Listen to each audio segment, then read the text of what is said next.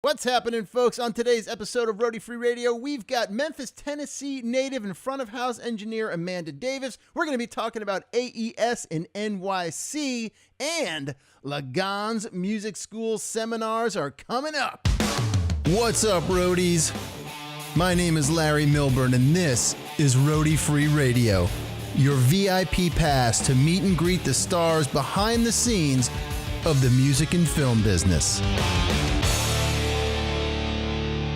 Okie dokie. Welcome back, folks. This is Lawrence Milburn, your host, otherwise known as hashtag Uncle Millie these days. What's going on? This is episode 102. It's good to be here. We're in the barn. Things are looking good. I got a new lighting setup I'm very excited about. So, yeah, tune in. Check it out. Let me know what you think. If you're just finding the show, I want to welcome you. We all would like to welcome you here. If you're watching on YouTube, thanks for swinging by. Consider hitting the like button if you like the video. And, of course, subscribing so you get notified when new videos and things come out. If you're listening to this episode on SoundCloud or iTunes, Google Play, or perhaps, wait a minute, wait for it, Spotify, because, yes, folks, we are now on Spotify, which is very cool. So if you're listening to us, thank you for tuning back in, and you know what? You're just good people. You are good people. Yeah, good to be here. Good week. Psyched to be back doing the show. Thank you for all of your support and your welcome back emails, text messages, and shout outs and whatnot. Was a good week. It's a gray week, man. We're heading back into some gray times. It was super hot last week. Now it's cooling down a little bit. Wet, gross, nasty. Fall. I think fall's coming. Fall's around the corner. Had a great night at the Westbury Theater, the space at the Westbury Theater with the Magpie Salute and those boys. Good show, good times. Got some more great footage. Going to be coming at you with that stuff. What else I got for you? I found out I got, it's going to slow the old man down here. I got toe surgery. I found out I got to do this week. I've got a bone spur that's been bugging me. And they want to go in and put a little silicone implant in there to help things out. So that's going to be at some point. I got to see how much that's going to cost and deal with that. If anyone's had toe surgery, you want to weigh in, you want to give me some thoughts on that, I would love to hear your thoughts on that, because I got to think about recovery time and all that stuff. I can't be down and out for too long, you know? So let me know. Let me know what it's all about. Anyway, so I got that going on. Who is going to AES? I just got my press pass, which is super cool. I applied like a man, like a professional, and got a press pass to go to AES. I believe it's October 17th. It's a Wednesday at the Javits Center in New York. I will be there. I'm going to do one day this year. We went 2-3 days last year. And Paloma, as you know, I talk about Paloma. And we went last year. We had a great time. I'm only going one day this year. Going to knock out a couple of interviews, shoot some footage, check out some new gear, pop over to NAB, see what kind of new film gear they've got going on over there. Super excited about that. If you're going to AES October 17th, please hit me up at info@roadiefreeradio.com. You can DM me on Instagram, Twitter, Facebook, whatever it is. Let me know if you're going to be there. We can hang, we can chat, we can take a picture, we can do a Q&A. That would be super cool to do some Q&A. Speaking of which, don't know if you caught it. I will put a link above here, but just did our first Q&A this past Wednesday, a week ago, whatever. We got another one coming up this Wednesday. I talked about Dave Ramsey's total money makeover and being in debt and being a freelancer and an independent contractor and all the stresses of that and just trying to be debt-free by my 50th birthday. That would be 3 years from now. Giving myself plenty of birth here to make this happen. So if anyone else wants to hop on that train with me, let me know. Check out the book. I gave you an Audible link in the Q&A. But if you just go to Audible, look up Total Money Makeover by Dave Ramsey, I think you're going to dig it, and you will get yourself, you got to use the code ROADIEFREERADIO. You get 30 free days and one free book downloaded. If you don't like the trial, once you've tried the trial, man, then dump it, but you still get to keep the book, whatever book you download. So Roadie Free Radio at audible.com gets you some good stuff. Anyway, I wanted to let you know that Rich Neeson, cool dude Rich Neeson, few episodes back in the 90s somewhere. I can't remember exactly which one off the top of my head. He is put together a super cool series, live music series, intimate setting of chats and whatnot, seminars at the Lagans Music School that he works at in Elmsford, New York. And I'm going to give you a quick rundown of what's going on there because yours truly is going to be doing a cool one. So here we go. Thursday, September 27th, George Porter Jr., bassist of the Meters. He's going to be doing a nice evening of some stuff. Friday, November 2nd, Marshall Crenshaw is going to be there. Saturday, November 3rd, David Dread Hines of Steel Pulse. And the 9th, November 9th, Scott Kempner. And then December 7th, Steve Forbert will be there. And Saturday, December 8th, peeking behind the curtain, Rock and Roll Life on the Road. I'm going to be moderating a discussion with both Rich Neeson and Mr. Nightbob himself. So tune in for that. Check that out. Go to Lagans Music School. Let's see. Tickets are $200 per person for the entire series. These are basically like intimate chats, hangouts, storytellings with these guys. It's going to be super cool. It's the first time Rich is putting this stuff on. Let's get down there and support him and come out and say hello if you're going to be coming down to any of the shows. I'm going to try to make a couple of the other ones as well, but I'll definitely be there on the 8th since I am moderating this chat with Rich and Nightbob, which I'm super excited about. And a portion of these proceeds do go to the Lagan Music School programs. That's Lagan Music School, Elmsford, New York. Look them up online. What else do I have? Had an awesome interview with Nathan Lively from Sound Design Live. You may remember Nathan. I was a guest on his show last year. I had him on our show. His interview's coming up in a couple of weeks, so stay tuned for that. He's got a phenomenal website called Sound Design Live, where he takes you through all kinds of amazing things about, tuning a sound system, sound design, front of house engineering, all that good stuff. So check him out and stay tuned for that episode coming up. Let's get to it, man. So Amanda Davis is our guest this week. She is from Memphis, Tennessee. As I mentioned, started out as a gospel singer, went on to become an opera singer before realizing she didn't want to be in the spotlight. And then she segued into being a front of house engineer, where she has found herself the front of house engineer for Miss Janelle Monáe and Tegan and Sarah. Great chat, very informative. Love this woman. This was very cool. So let's get to it. All right. I want to thank you guys. Don't forget, hit me up with some Q&A stuff, info@roadiefreeradio.com or DM me, and we'll get your questions asked and answered. Thank you guys again for tuning in. Let's get to it. Stay tuned at the end. By the way, there's a little tag that comes up after the interview, and you can find out good stuff. All right, that's what we got. Here we go. Miss Amanda Davis. Call yourself a roadie. Call yourself a roadie. All right, Amanda Davis, what's going on? What are you doing? Where are you right now? Are you out in L.A.? Yes, I'm in LA. I moved out here in January. What part of L.A. do you live in? It's a new park, Glassell Park. Everyone I tell is Glassell Park. They're like, where? Glassell Park. Is that sort of east? I honestly have no idea. It's in between Echo Park and Glendale.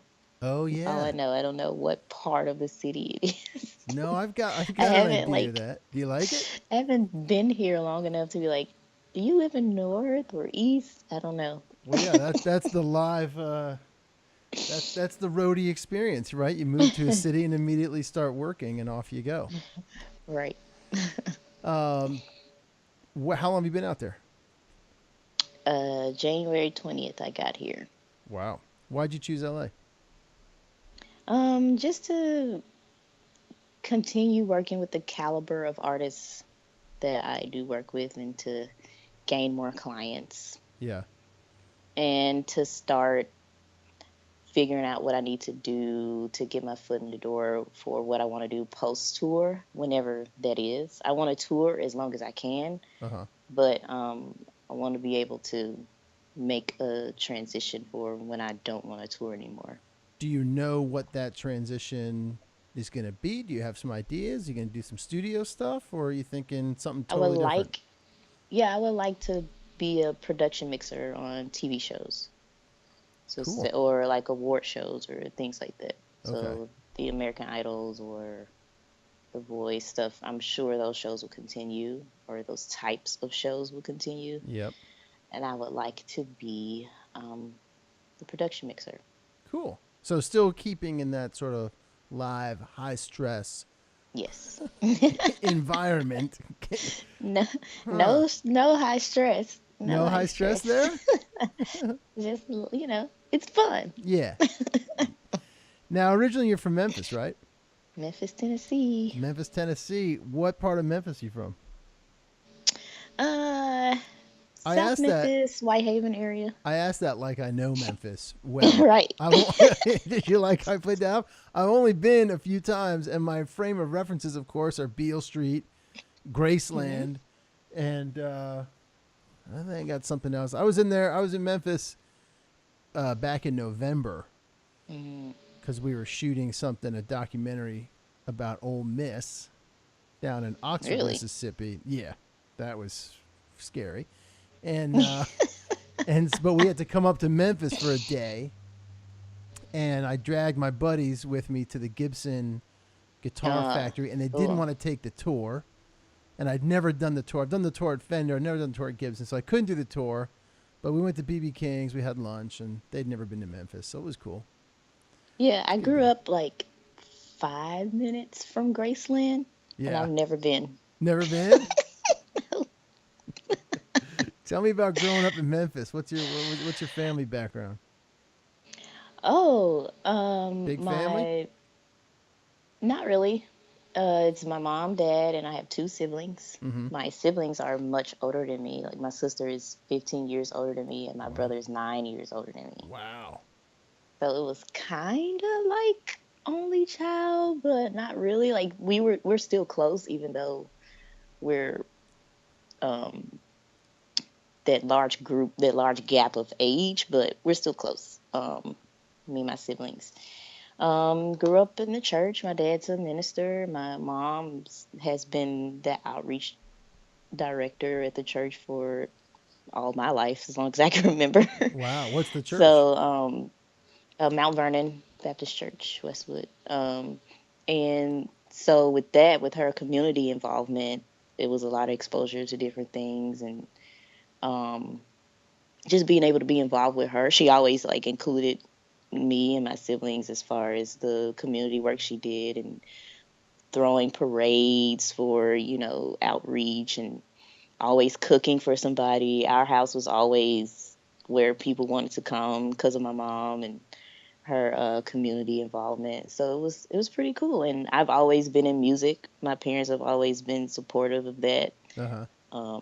So that's honestly all I know. I started taking piano lessons, I think I was either 3 or 5, Right. and it's just been music all the time. That's awesome. Were your parents musically inclined as well, or no? Just supportive. No, that's the weird thing. My dad writes, Uh huh. but like as far as really being involved in music, they weren't. Mm-hmm.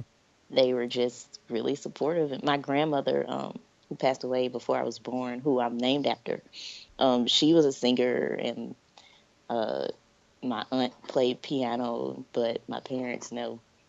Wow. Yeah. And growing up, were you there until you went off to Chicago to Roosevelt? Yes. So when I So, graduated high school is when I left Memphis, and I haven't lived there since.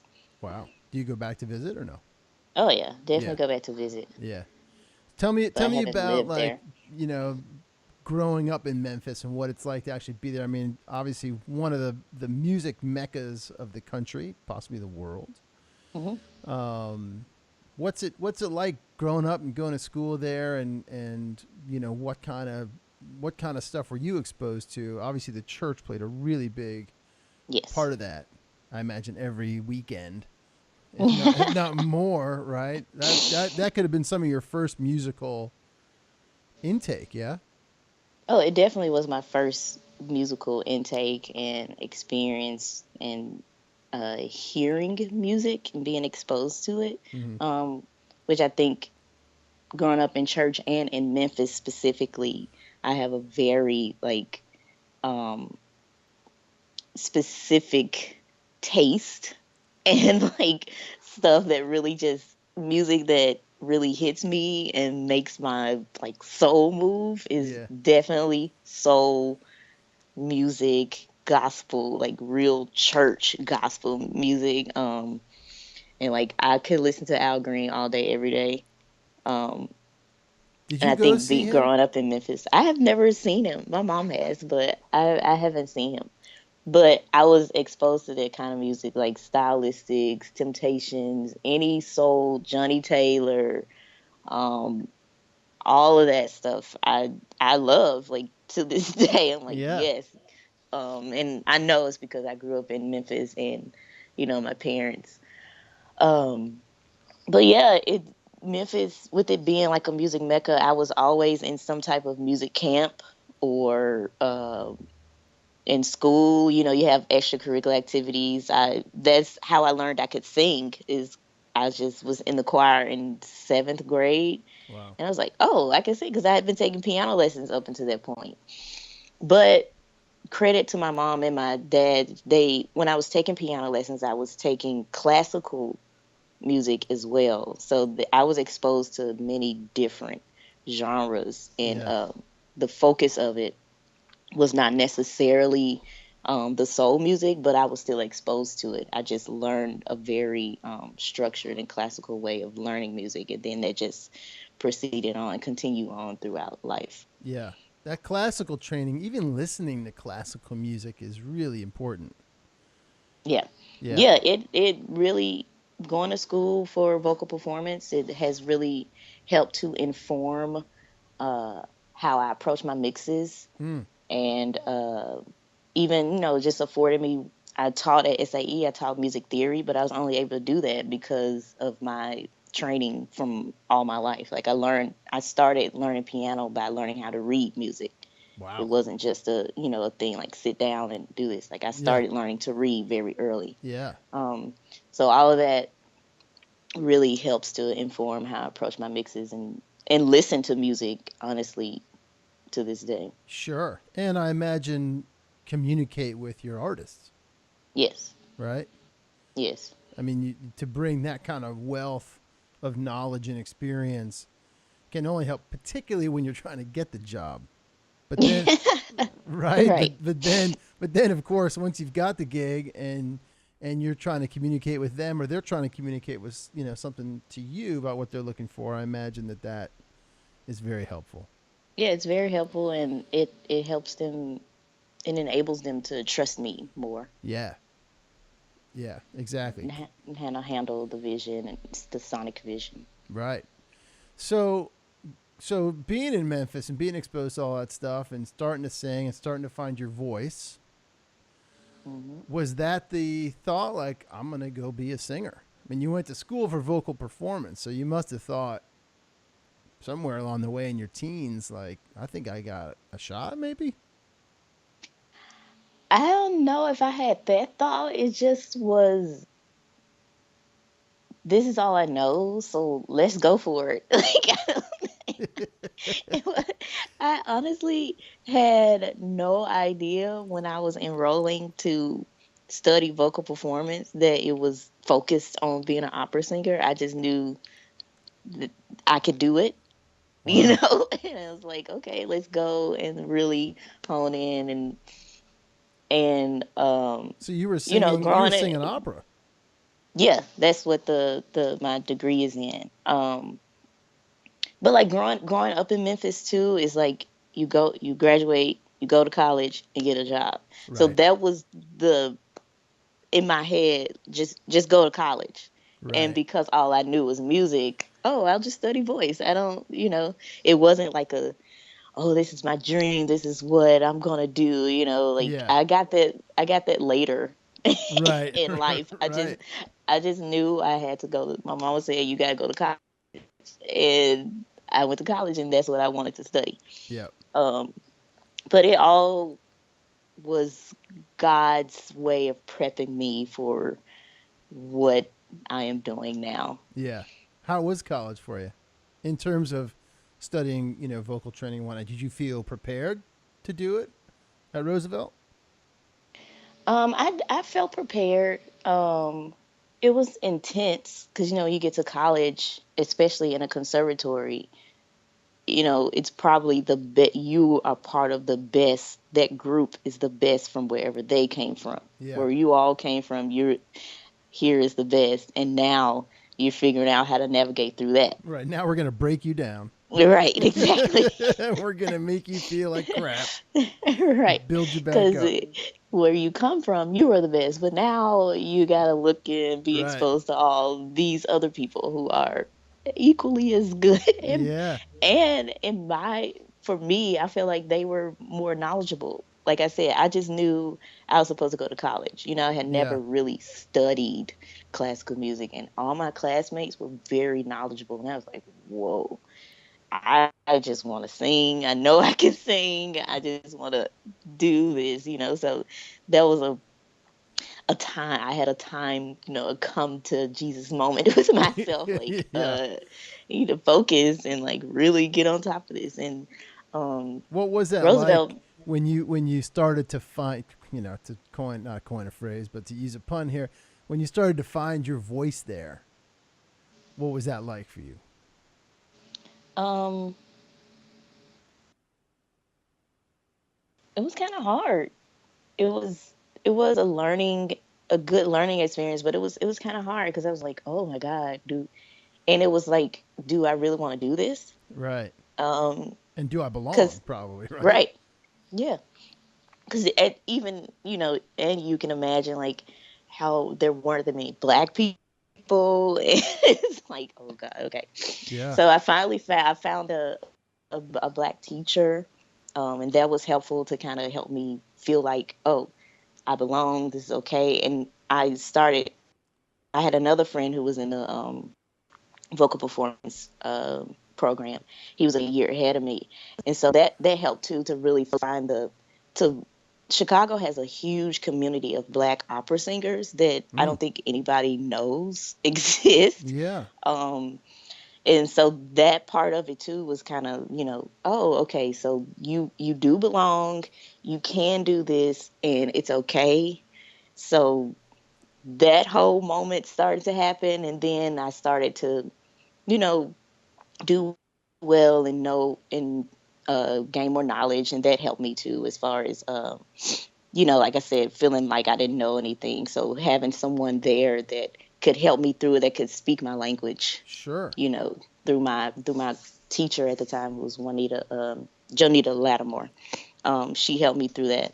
But I mean, it was intense. Like, I had to take piano, and like I said, I had been taking piano since I was 3, so I had to unlearn some stuff and go back in and start from the basics. So that was hard.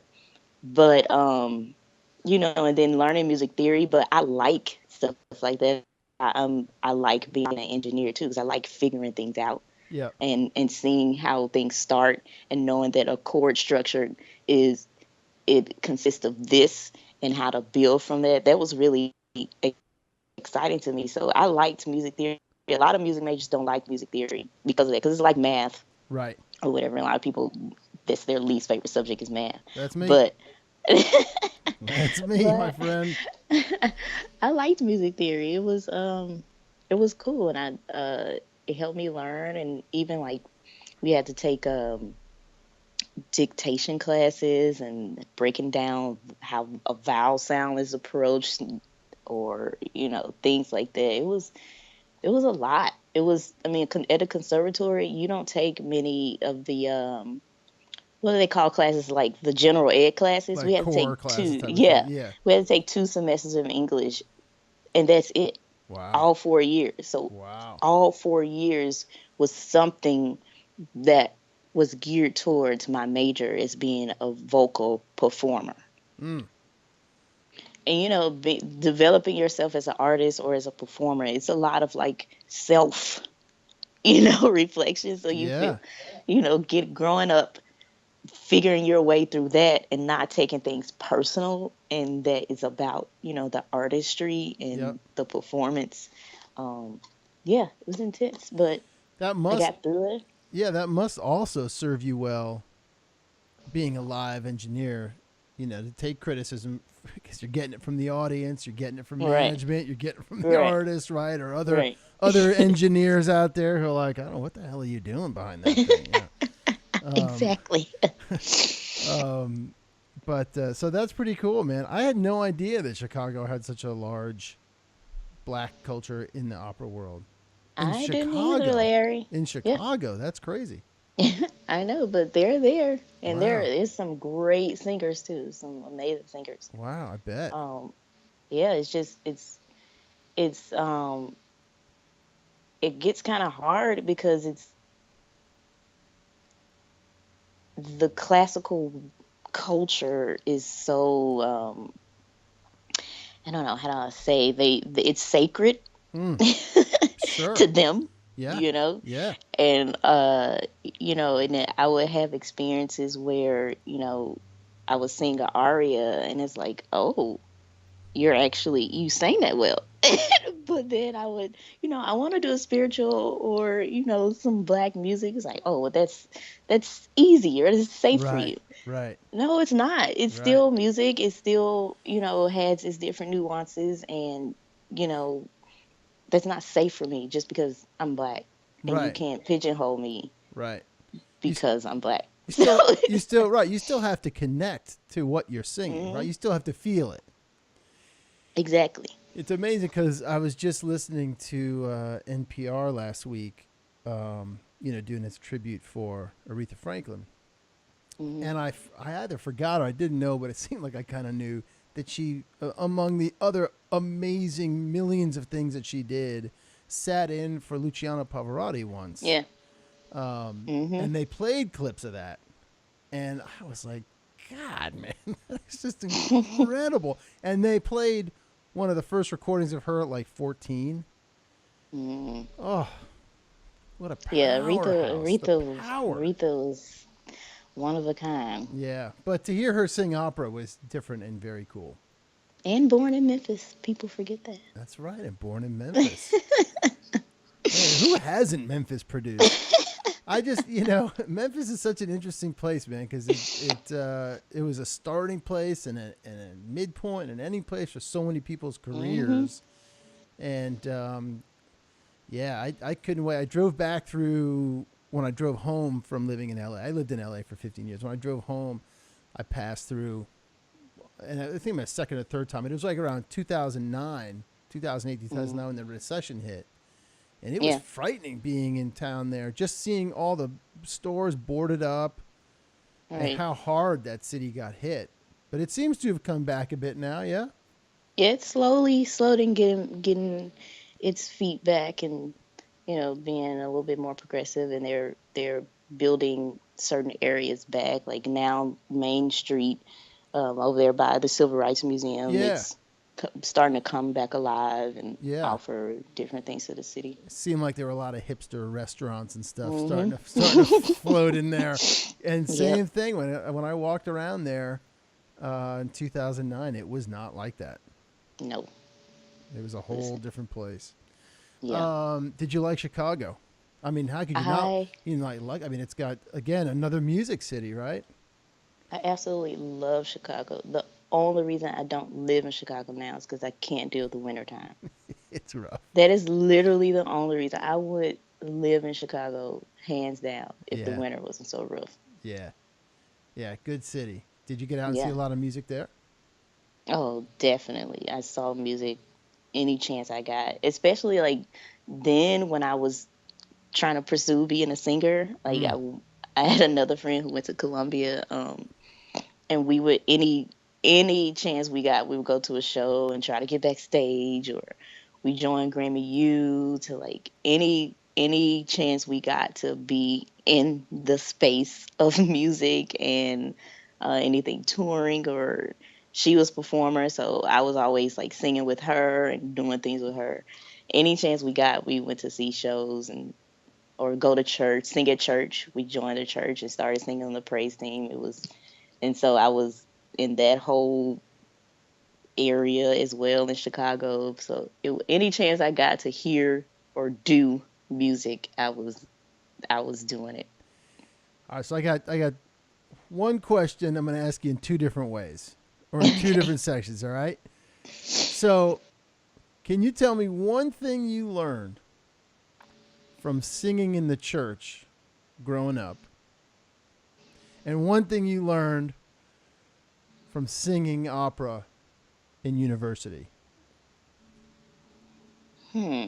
Being around it, you know what I mean? It could be something you saw someone else doing at church that you're like, oh, I'll file that away.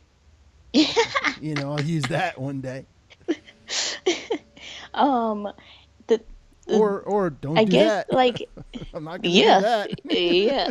I think this was kind of my problem in school.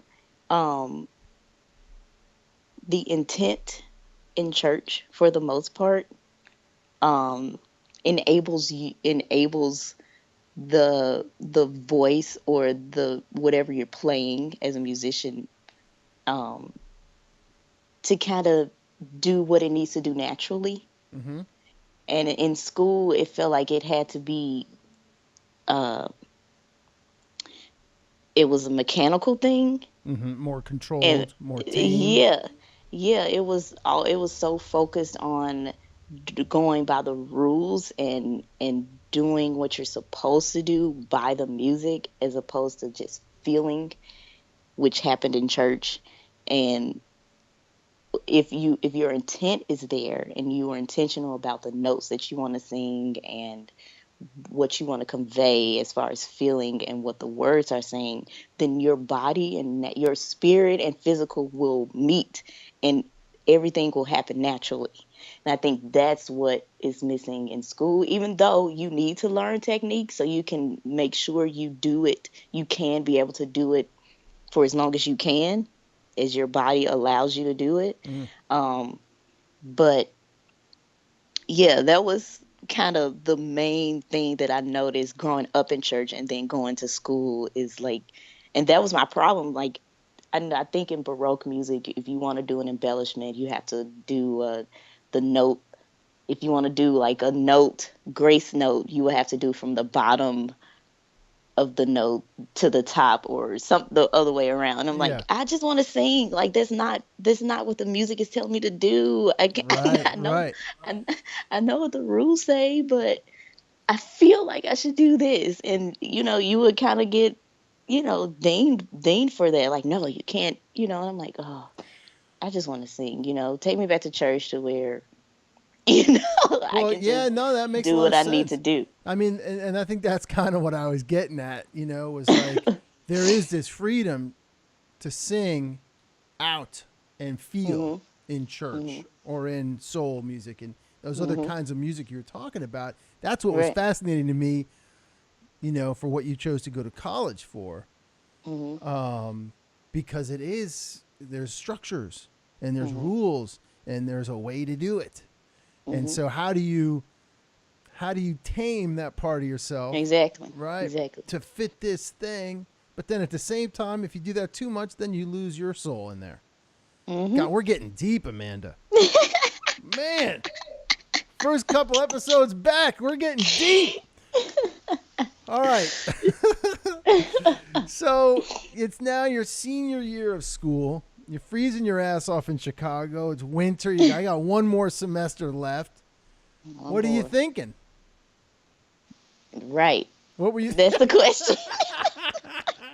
You got $1 million of student debt, loans. You're like, what am I gonna Right. do? I'm gonna go be Right. a black opera singer. That was the question. What are you thinking? I mean, Yeah. How much um, praying went on in your household to figure that one out? a lot. I bet, man. I bet. A lot for like a year and a half, almost 2 years. Yeah. um, I mean, I I still had in mind that being an opera singer is what I wanted to do. So I pursued it. I auditioned, or I had a friend, my friend Adrian, who I referred to earlier. He had written a, a hip hop opera, and I was one of the main characters in that. So we were doing a few performances of that. Mm. Yeah, I was just doing what I knew to do at the time to pursue being a singer. But I still was like, I still had a big part of me is like, I don't want to do this. Because of the sort of rules and the structure? Well, mainly because I had started to figure out I don't like being in the spotlight. I don't like Ah, being on stage and the pressure ah, that it takes. Um, that part of being an artist is not me, and that's a yeah. huge part of being an artist. And I had to just, you know, come to grips with that. I was like, no, this is not really the life that you want to build for yourself. Right. As far as having to always have the pressure of being in the spotlight and all of that. And then it was like, what type of career do you want? And then I came to like the realization of, for the most part, I'm probably going to end up being a teacher and only doing recitals. Mm. Like the Metropolitan Opera, Carnegie Hall is a long ways away. It seemed like it, anything Sure. could happen. Yeah. Anything could happen. I probably could have, never know. But It's it a lot just of seems so breaks. far away. It's a lot of Yeah, breaks, right? yeah, it seems so far away and so much to go through. And did I want to continue to put myself through not even wanting to be on stage and spotlight to Mm. reach that? And then it's not even, What you want to do.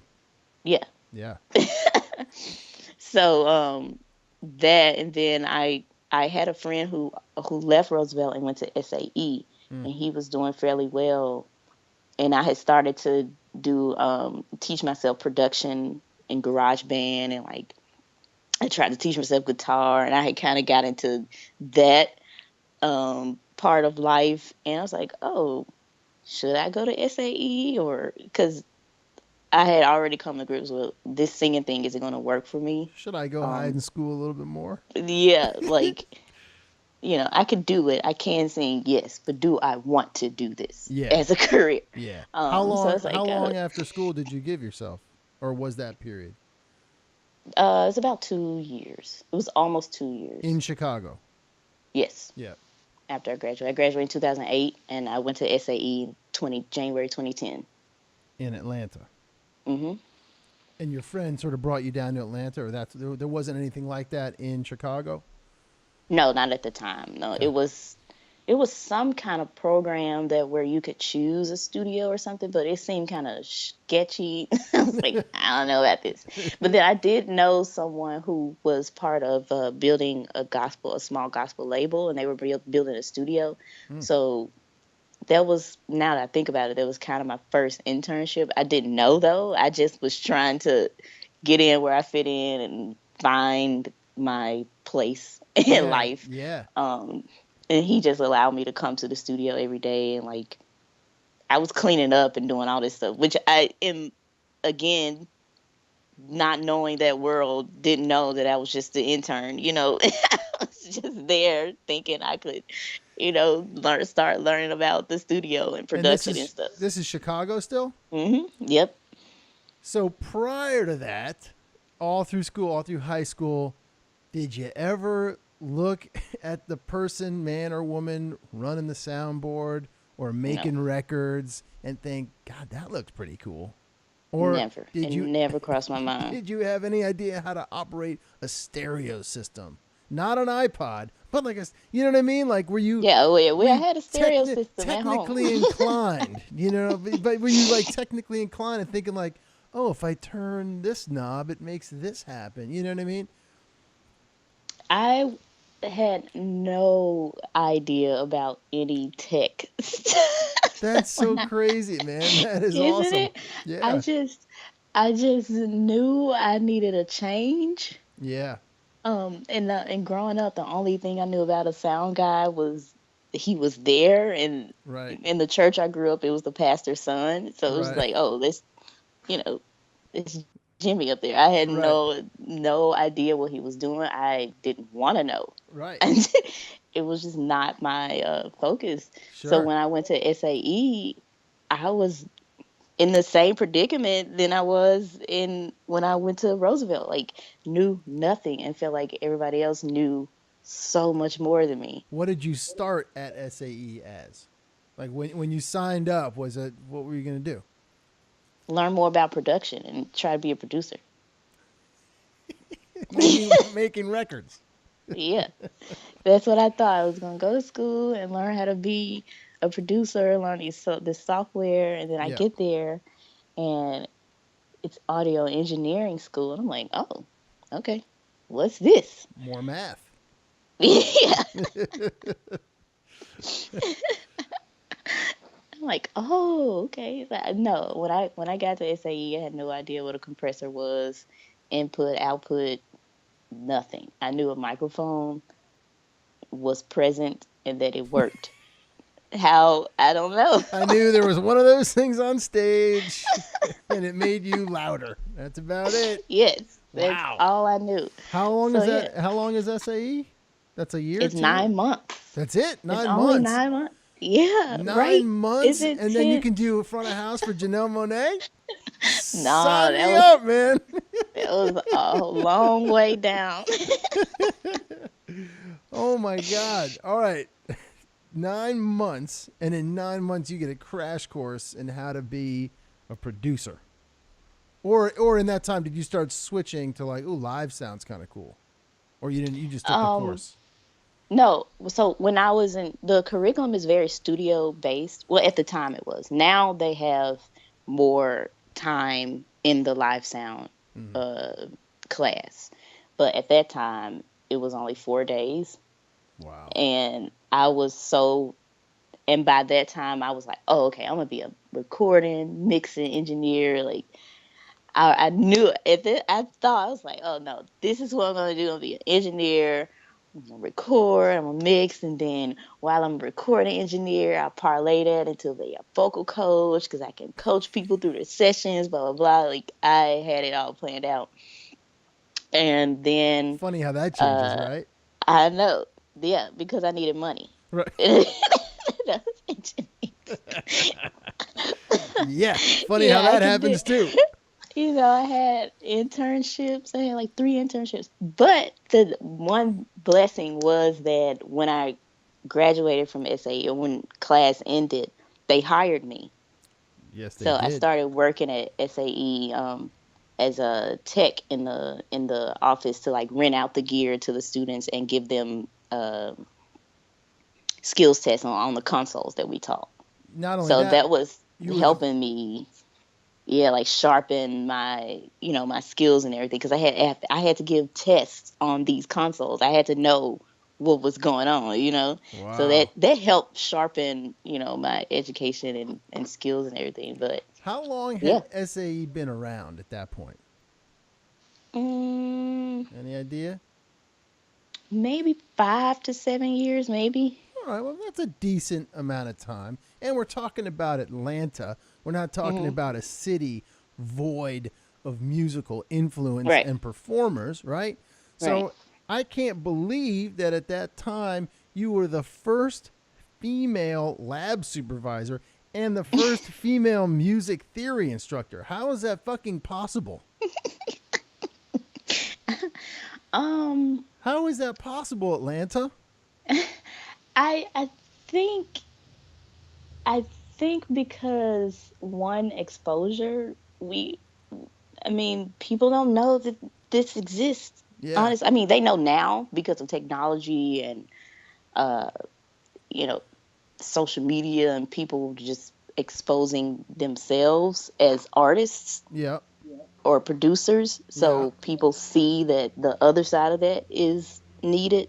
Okay. Um, but at the time, and still, we still have a long way to go. People just don't know that that's an option for them. Mm.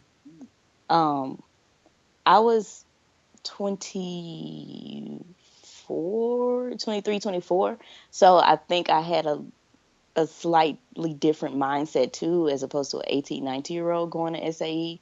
I knew I needed money. I needed gas in my car, and I needed to eat.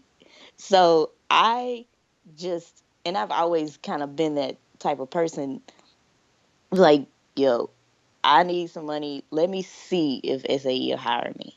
Mm. Like, let me see. I know I was a good student.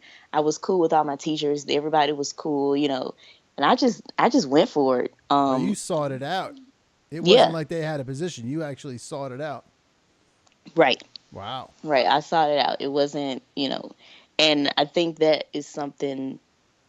Well, now a lot of women and females are seeking out things because they know it's an option for them. But I don't know if people knew, or if women knew that was an option for them, so they didn't, seek it out. I was the only girl in my class, and at the time at the school, I think I knew of two other girls that were even in the school that were in classes ahead of me.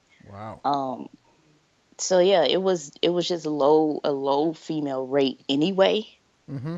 Um, but I'm not sure if people at the time really knew that that was an option for them. And then when you're in school, people the what's told to you is just go get an internship so you can keep pursuing the career, Yeah. and not, you know, not becoming a teacher or a lab assistant isn't really presented as an option to you. Mm-hmm. So I was just like, oh, I've always liked teaching Mm-hmm. and sharing information anyway. So it's like, oh, let me just ask and see if it's a position available. And they're like, yeah, we're Wow. moving around positions anyway. And I Huh. had a degree that helped me. Right. That helped me a lot.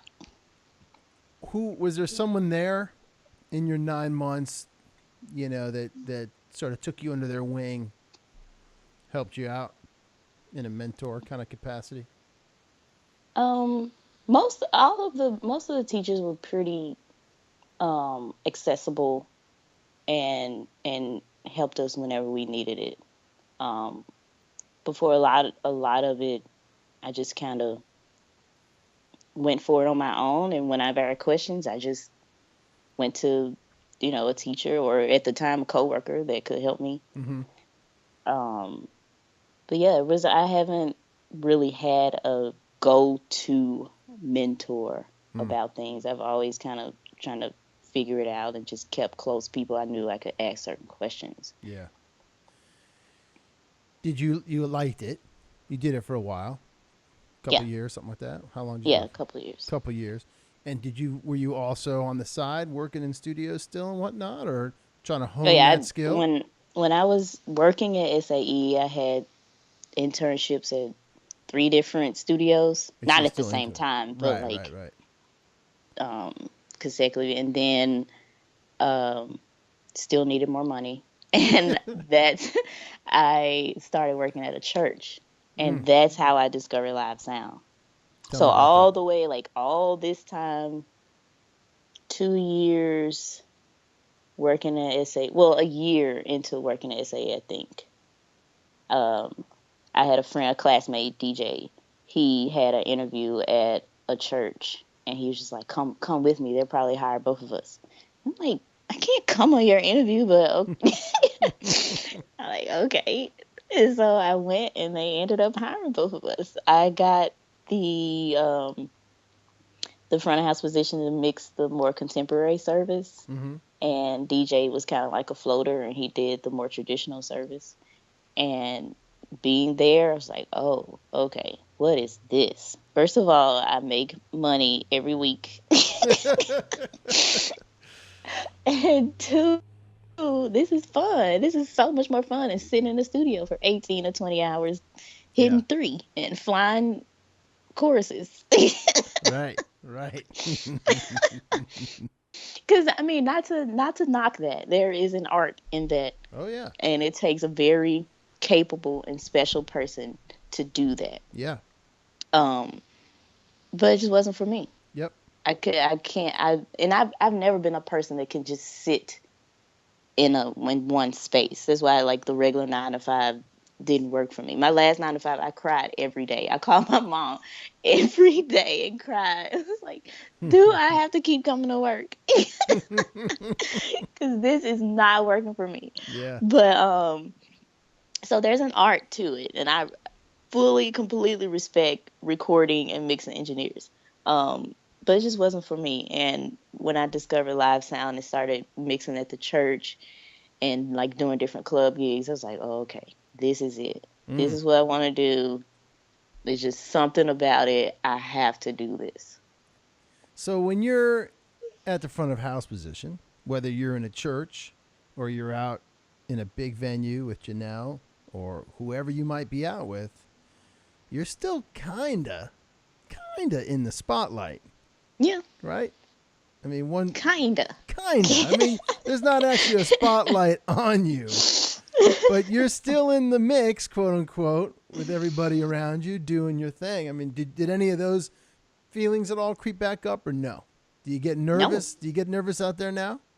no, and that's the thing now. Like when I had to do a recital or performance as a singer, I would get so nervous. I'm like, oh my God, I gotta go out here and everybody's gonna be looking at me, blah, blah. Like now, I'm so hyped to start a show. I'm so hyped to like, let's, the downbeat hits. I'm super hyped. Let's get it. Let's do this show. Yeah. I want to hear that snare cracking. Like it is because, and it goes back to like being a type of person that wants to figure things out and make it happen.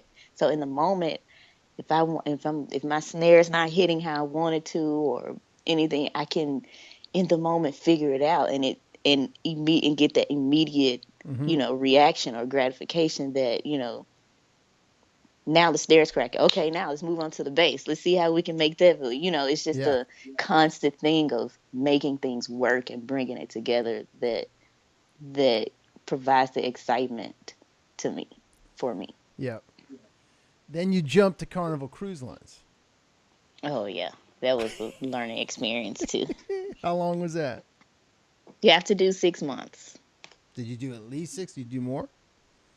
I almost did more, and then I got the Janelle call. Okay. But I'm mad because I've had plenty of other guests on the show who did a stint on a cruise ship or cruise lines, whatever, for a while. Not just the guys and gals that are out doing the Monsters of Rock cruise and all that kind of Right. stuff, but Yeah, And- people do cruise ships for 15, 20 years. yeah, I don't know how you could do that. I don't either. But I imagine it's a hell of a boot camp to go through. Oh, definitely. Especially when you are like a tech, because for the most part, you're the only type of tech on the ship. So I was the only audio tech for the entire ship. There were AV guys that ran like the smaller show, like a comedy show or something. Yeah. But I was responsible for, maintaining all the like sub lounges, the outside speakers, like the deck by the pool, for mixing the main shows. Every show that went on, I had to mix the shows and then maintain the main room, the amps for that room, making sure everything works. Like, yeah, it's a boot camp, and it's a lot of on-the-job learning happens because your Yeah. manager, for the most part, is just another AV guy. Right. He doesn't Right. really know Yeah. Right. Right. how to And solve there's these no problems. there's no Sam Ash or tour supply on board, right? Exactly, So you gotta exactly. work with what you got. Gotta work with what you got until if it comes to a point where you have to order something, like you have to call Shure and Yeah. wait till you can get it, all this stuff. So yeah, it was a lot. Like learning how to handle the packs for the headset mics on singers and how you can keep them from being exposed to the sweat and all this stuff. It was, like things you need to know to prepare you for this job that I'm in now, Yeah. Yeah. It helped, just in the moment, sometimes you're like, ugh, why? Why? But I'm grateful for my time on the ship. It taught me a lot. And the ship I was on, the console was a 5D. Okay. And I'm like, oh my God. And I learned that console like the back because I had to. I'm It was sure, so much yeah. I had to do. Yeah. And so when I got the Janelle gig, that was the console that I had to take on tour. I'm like, winning already. So At least I know the console. so tell me a little bit about this. So then you get let's actually back up. So you get off the ship and were you back to Atlanta? Yes, back in Atlanta. And what was the thought at that point? Got to get a job. Gotta get a job and figure out how not to do another ship contract. I had prepared myself, okay, you're gonna go on your second contract, but let's try to find something else that maybe you won't have to go back. And I had planned on talking to my friend Jeff, who is Janelle's tour and production manager, just to kind of get some insight on how to get my foot in the door for touring. Mm. And he just ended up calling me about actually coming on tour. Wow. Yeah. And it was like, what? Starting as front of house, not like a systems tech or something like that, but like No, front of straight up. house. Straight up front of house. How long had her previous front of house person been there?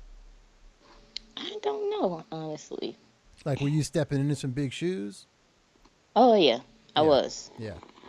I mean, Janelle's show is big. I mean, now is her biggest show that we've put on before, that she's put on before. But, I mean, she's always had a huge band. It was like a 9-piece band, which I knew I could handle because on the ship, I had a 10-piece. Right. This was one Yeah. less. You're winning. I know. Right off the bat. I had a 10-piece band on the ship with 2 production singers, playback. Wow. So I was prepared to handle, Yeah. inputs at least, know. Right. So tell me about, okay, so you get the call, you meet with Janelle, you meet with your buddy, you get the job. Then you got to do rehearsals, right? Before you guys go out. What was that first rehearsal like? You We remember? did rehearsals. It was surreal. I was like, oh my God, I'm here. Mm. And I had How to. soon, I'm sorry to cut you off. How soon from getting back off the cruise ship to like that moment when you got the job with her? How long was that? 2 months. Damn. Yeah. It was 2 months because when you're on the ship, you end the contract, you get like a 2-month break. Okay. And I had 2 weeks before I was about to go back on my second contract. Whoa. When I got the Janelle, yeah. It was all God's timing. I had 2 weeks left and my lease was about to be up on my apartment. Wow. Like, oh, this is perfect. Right. Right. And I imagine the money must have been a lot better than being on a cruise ship, right? Yeah. Yes. Yeah. Anything's better than working on a cruise ship. Folks, Yes, listen out there. If you're looking for a career path, Carnival Cruise Line. Well, maybe not just Carnival. Not calling out Carnival. Not calling out Carnival. Anyway. Yeah, so first rehearsal is surreal. Yeah, it's surreal. And I'm like, okay, this is what you said you wanted. Like, let's go. It's here. Yeah. Let's see if you can handle it. Yeah. And let's get to work. And that was 2013. October 2013. 5 years later. Yep. A lot of buses later. A lot of stages later. Still going strong. Trips around the globe. What do you wish you knew? What do you know now that you wish you knew then, going into that first rehearsal? That it doesn't all have to be perfect the first day. And yeah, like you're not gonna always, you are prepared enough to this point. Yeah. And it'll all come together. And you have people, you have help. You have people here to help you. You don't have to figure it out on your own. Did you have an assistant? No, I didn't. But her monitor engineer, Tony, is very knowledgeable and smart. And he had been with her for years. Okay. So it was, on that end, it was a cool transition to, have somebody that was knowledgeable. Yeah. Take me through, as someone, who wouldn't know this particular part of the conversation, right? Take me through what that conversation's like with somebody when you first start with them, when you are filling in someone else's shoes, basically. What kind of questions are you asking them, the artist? What kind of, what are you trying to figure out? Or are you not just like, okay, great, this is awesome, and I'm going to put up a mix, right? And see how they respond. Like, tell me about that. Yeah, that's basically honestly how it happened.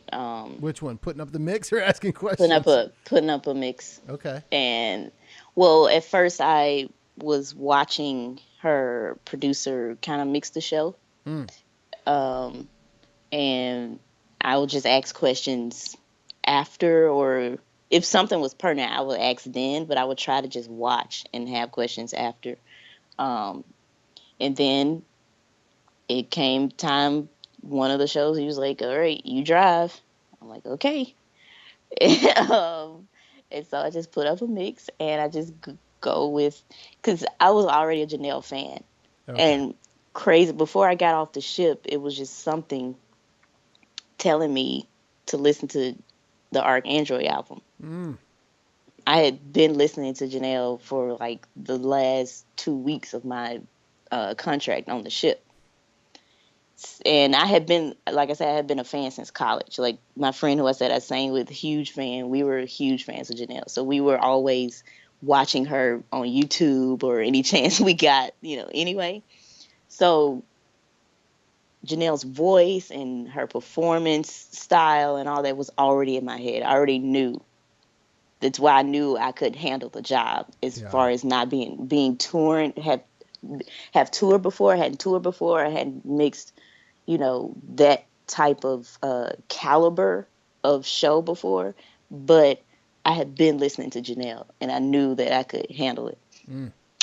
So yeah, I just put up the mix after watching him a few shows, and we kind of collaborate and talk through it that way. And then it was like, all right, you can handle it. Wow. That's awesome. Yeah. That is amazing. And then Tegan and Sarah.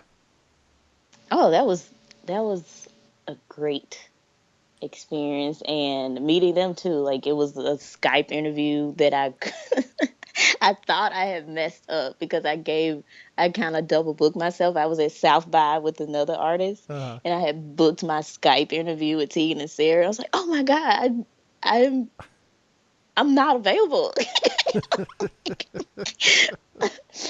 But Tegan and Sarah are super cool. They're like, oh, we understand. I found some time while I was at South by to just Skype in and talk with them, and it was cool. They were like, well, you look good on paper. I mean, you mix Janelle, then we know you can mix our show. Yeah. And after that, it was a few months and started rehearsals with them here in LA. And same thing. They were just like, we trust you. Pull up a mix, talk through it. With one of their managers, he came to a show, I think, and we just talked through things and talked through what the girls wanted with them and with their musical director. Mm-hmm. And they were just like, yeah, go for it. We trust that. I mean, we hired you because we know you're an expert, or you have an expertise in this, so just go for it and we trust you. And if there is anything that we notice on stage, which we don't think we will, we'll, talk about it after. But For the most part, they are just like, do your thing. Wow. That is awesome. And you've mixed for some pretty amazing people and at some pretty amazing places: Radio City Music Hall, Hollywood Bowl, Good Morning America, Madison Square Garden, and the White House. The White House. Was the White House the best? When was the White House gig? White House was the best, not because of the performance, but it was Obama's last 4th of July in office. It was 4th of July at the White House. How amazing. I mean, you can't get anything more, know? Yeah, right. Yeah. Oh my God. With the first Black family of the White House. It was I was like, oh, forget this show. I'm here. Right. Yeah, exactly. Right. Who were you mixing for? Janelle? For Janelle. Yep. Were there a bunch of It other was a performers crazy on the bill? experience. It was only Kendrick Lamar. Okay. Wow. And it may have been that it was supposed to be more, but because it was supposed to be outside on the South Lawn, but it got rained out. So they had to move everything inside. And I think they had to cut, you know, performers and attendants, people who were in attendance. So, all right. So, so just take us through mixing at the White House and what that looks like. I forget the name of the room we were in, but it was just one of their rooms. Just one of their rooms. I mean, acoustically, it was not, Right. ideal, but it was the White House. It was like, Yeah. whatever. Right. Exactly. I'll make this work. I'll make it work. Yeah. A lot of people in attendance or no?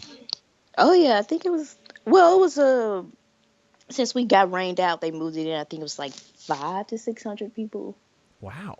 maybe. Yeah. But yeah, we did, I think it was a 45-minute set. And, yeah, like once I get the fact I was at the White House was like a big thing, but once we get started, like, no, it's time to work. Gotta mix this show, make it do what it needs to do. Yeah. And it was a good show. Turned out to be a really good show. Did you get to meet And Obama? oh yeah, and that was my second time meeting him. Oh, look at you. Yeah. I mean, Yeah. they love Janelle, so we had previous shows with the first family, or either just with the first lady, or so it was cool to have had another moment with them, especially it being the White House. Yeah. I can imagine. That's Yeah. incredible, man. Yeah, it was crazy. Is that your favorite of the venues, or do you have another favorite? Madison Square Garden, was that pretty good? Madison Square was pretty cool. How about Memphis? How about going home to Memphis? Oh, I go home in October, and that will be my first show in Memphis ever. I've never had a home show. Mixing where?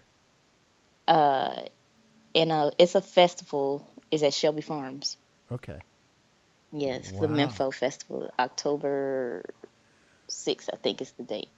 Wow. Yeah, I've never had a home show, so I'm excited about this. That's awesome. I'm very excited. That's very cool, man. Yeah, How many people are you going to get on that guest list? You only got a few. I You know. only got a few. You got a whole church you got to bring. No, they're gonna have to find tickets. Mom and dad are coming though, right? My mom and dad, sister and brother are my Yeah. main focus. Everybody, and I'm sure everyone knows that knows me. Listen, I love that we started this interview with you basically talking about LA and already thinking forward to where you're going to be, where you want to be, where you might be. And it sounds like you had a lot of moments of that in your life. Yes. Going on a plan and then like, hey, we got to readjust the plan. Yes. Which is one of my later questions I was going to ask. Sort of, where do you sort of picture yourself now in your career? Is it, I'm still climbing, I'm still fighting, I'm still struggling to get up and get that break? Do you feel like, all right, I'm in a good place, I've gotten the break, I'm kind of plateaued, and on either side of that, where do you see going next? I don't feel like I'm still struggling. No. I've gotten a break. I don't know. I don't like to say that because I still feel like I'm learning something every day or every show. And I want to stay there. I want to stay open to being the person of learning and being malleable and not feeling like, oh, I made it, I'm good here. I don't want to get comfortable because anything can happen. Yep. Uh, but I do feel like I'm in a good place and that I am, a respected engineer, and I can handle certain things that I don't think I could have handled 5 years ago. And I know more because when I started, I didn't know anything about advancing a show and asking about a PA configuration and all this stuff. I didn't know anything about that. And now I do. And now, okay, what else do you need to learn to propel you and to push you into the great engineer pool? Um, so yeah, I want to make sure that I stay in that space and that I keep learning. And that's why when we do, TV shows, I always connect with those broadcast engineers because I know that's where I want to go. That's awesome. Um, so I make sure I connect with them, and I ask questions all the time when I'm there. I don't roll in like, yeah, I'm Janelle Monáe or Tegan and Sarah's engineer. I'm gonna tell you, no, like I have real fundamental questions that I ask them whenever I go in Yeah. to just kind of, pick their brains. And every time they're super cool. They're just cool with it and answer my questions. So I just want to stay in that space and be able to um, be a person that can always learn and pile onto the information that I have now. What's one of the biggest mistakes you see people make as they come into the industry young? They think it's about them and try to, really not push their agenda, but like what they think, and which in one on one hand, people do want to know your thoughts because there's a reason you're there in a position, but at the same time, don't think that that's the end all. It's not your name on the marquee. It's that artist's name, and it's their vision. It's their fans that you have to provide sound for. Mm-hmm. You have to know that it's not about you, and it's not about the quote unquote fame that you might get from being an engineer, all this other stuff. All this stuff I've done, these interviews and stuff, I never saw out. I never thought would come to me. I was just trying to do the job and do it well. Mm-hmm. And I think a lot of people kind of lose sight of just getting the job done. You never thought you'd be on roadie free radio? Come on, Amanda. It's so funny, Larry. I was having this conversation with my friend DJ the other day about the word roadie. Mm. We were like, is that an old antiquated term? Like, and we were like, what do we think of the term roadie versus, like what it actually is? I don't know. It's where it's like, and then you hit me up on Instagram. I was like, oh my God, it's so funny. It is kind of antiquated, right? I mean, some guests I have are like, I don't like using that term. Other people are like, yeah, I'm a roadie. That's what engineer, live sound engineer. Is that your thing? You're like, you're a live sound engineer. You've done this shit at the White House. You're a live sound engineer. Please. Right. Come on. It's like the difference between, so like, what's the difference between a roadie, someone who says they're a live sound engineer, and a sound guy or sound person? It's like, well, there's not really a difference. But you all fit under the roadie banner. Exactly. Yeah, I thought it was man. so funny we were having a conversation. Because my friend, he's like, roadie to him are hands, like Right. the hands that The locals. help, push gear and Right. stuff like that. It's like, no, I'm not a roadie. No. I'm a tech or an engineer. Yeah, I got it. I know. Well, I mean, I think, back in the day, like everybody was a roadie, right? Oh yeah. Yeah. Yeah, it's still used now. Like my Tegan and Sarah crew, when we had an off day, the next day, like, oh, it's Roadie Friday, Right now, there's class systems within being a roadie. Right. Sure. Oh yeah, the roadies go in the way back of the bus, so they get the bad bunk. Listen, you've been on the road 5 years now, at least, around the world. What are your must-haves out on the road? You getting ready to pack up? I just developed this honestly with this last tour with Janelle. So I absolutely need either Waves that has the API 2500 on my left right, um, and this DBX 160 that I use on bass. But for sure, I need this API 2500 and Bricasti M7 Okay. reverb unit. Yep. And how about personal stuff? What do you do to decompress when you're not working? I find somewhere that I can be alone and not listen to anything. Like I can do. It's so hard. This last tour, my friend was asking me about had I heard some new music. No, I don't want to listen to anything when I'm on tour. I listen to a show at 100 plus dB for 3-4 nights out of a week. I don't want to hear anything. Yeah. I know that's kind of weird, but Yep. I just don't want to hear any music when I'm touring outside of what I'm mixing, unless I just have to hear like it's really good, or Yeah. artists that I really like. Yeah, I've learned that I need me time and silence more than not. Any pre-show rituals that you do?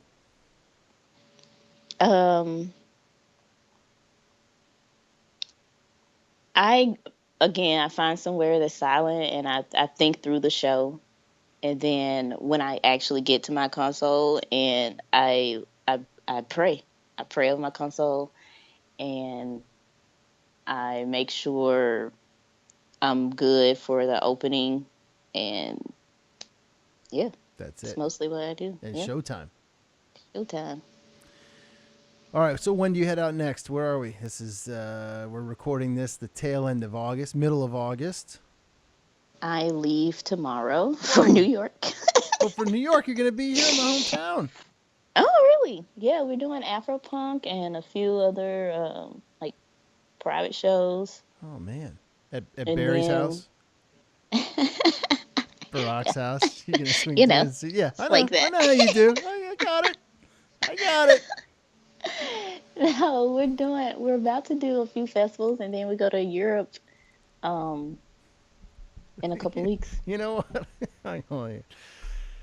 I should start a new bit of this show called Roadie or Engineer, where I throw out someone's name, right? Right. And That you're would be like, so nah, that's a funny.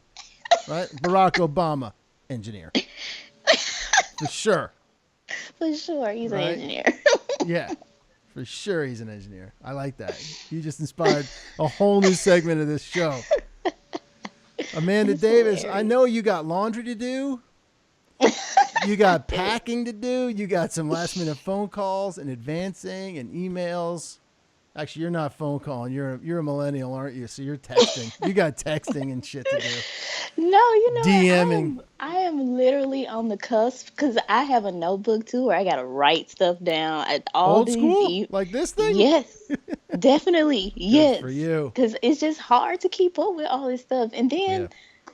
I mean, now that I'm getting older, you got to watch your your health. I don't want to be looking at a screen the whole time. My eyes hurt. No, I just gotta. You gotta start thinking about that stuff too. Even like now, I have a mat that I stand on when I mix because I don't like to sit down. Right. I got bad feet. Right. You have to really consider this stuff. No, it's true, man. I mean, you're sleeping in like a coffin, basically. Right? Yeah. 10 months or 12 months out of the year, whatever it is. And, yeah, it's not good. You got to take care of yourself. Yeah, take care of Do you eat yourself. healthy out there? Do you take care of yourself? Yeah, I try to watch what I eat and take my vitamins and stretch and all this other Yeah. stuff that you have to do when your body turns against you when you Right. pass 30 years old. Wait till you get to 47. I just hit 47 last week or something. Oh, my God. You look good. Like, hey, thanks, man. I appreciate that. It was like clockwork. Things just started breaking down. All right, let's just cover this briefly because, we got to do it. I don't have many women on the show because it's hard to find you guys. Yes, it is. How has it generally been for you being a woman out there in this industry? Are people, respectful? Does it feel, and what, if not, or what changes could you see? People have been very receptive and respectful. I haven't had many times where I had to really assert myself. I'd like to see that though. I bet it's good because I know you seem like a lot of fun. You got a great laugh, but I bet when you drop the hammer, it's fucking special. Yeah, you know what, Larry? I try not to go there. But there's always that one or two that one crusty old roadie who needs a little bitch slap. Right, exactly. And that's what he is, a roadie, and he's mad. Exactly. And he's about to have a bad day. Because here comes Miss Davis. And I'm like, I understand that you mad, but it's not my fault. You had choices. Right. But no, people have been really super cool and excited to see me coming, and being the person in this position. We have a long way to go. Yep. We do. Yep. But it's not. We're in a good place. I personally have not experienced so many bad experiences to where I'm like, no, having to really hone in on it. But we do have a long way to go, and it's just providing opportunity and exposing. Like on this tour I just did with Janelle, I had girls come during sound check and shadow me. I partner with different organizations like Sound Girls, Women's Audio Mission, Girls Behind the Rock Show. It's a bunch of organizations out here that I didn't even know about until I wanted to offer this opportunity that I ended up partnering with. And it was a great experience. And girls just need the exposure. They just need to see that it is an option for them. And that has become a mission of mine right now. Now that I have the platform and the infrastructure to present the opportunity to expose and help girls see that this is a viable career for them to pursue. Awesome. Amanda, I wish you luck on this next run. Be safe out there. And hit me up next time you're in New York. Man, if I'd known, I would have tried to figure that one out.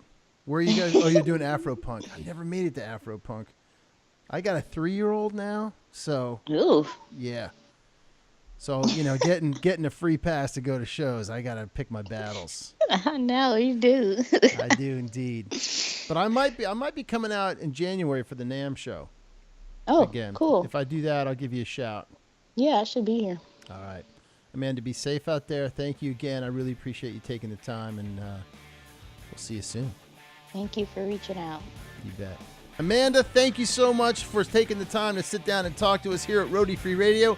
I do appreciate it. Good luck out there on the road. Hope to see you soon. Folks, stay tuned next week, episode 103 with my buddy Nathan Lively from Sound Design Live, author, educator, and podcast host. Nathan Lively's going to be with us. Don't forget, you can follow us at Twitter, Facebook, Instagram, SoundCloud, iTunes, Google Play, Spotify, and YouTube, all as Roadie Free Radio. Send me a note. You know I want to hear from you. That's info@roadiefreeradio.com. Check out all the good stuff at the website, roadiefreeradio.com. And in the meantime, y'all be safe out there. No roadies, no rock and roll.